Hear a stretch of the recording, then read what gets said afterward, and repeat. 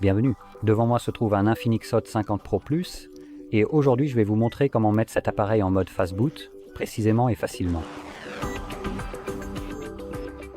Pour commencer, nous allons maintenir le bouton d'alimentation foncé et ignorer tout type de fenêtre contextuelle comme celle-ci.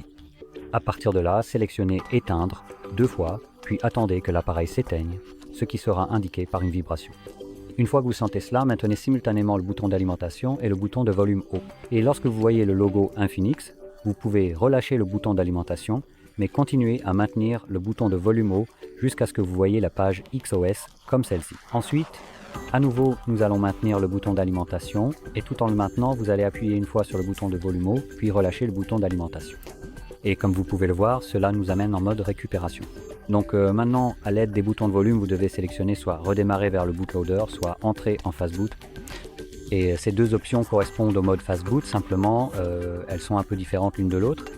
Celle-ci nous amène simplement à un mode fast boot sans option. Et pour quitter ce mode, il vous faudra maintenir le bouton d'alimentation et le bouton de volume bas afin de forcer le redémarrage de l'appareil. Tandis que la deuxième option, entrer en mode fast boot, nous amène à un menu très similaire, mais avec des options.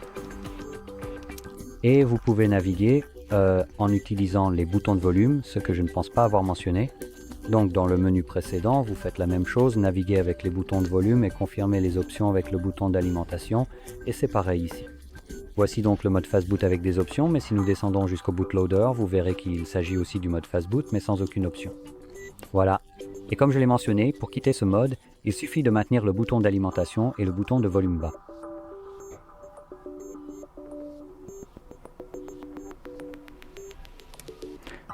Et l'appareil s'éteint, puis il redémarre.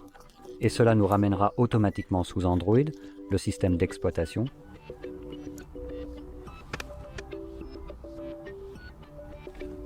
Et voilà, donc si vous avez trouvé cette vidéo utile, n'oubliez pas de mettre un j'aime, de vous abonner, et merci d'avoir regardé.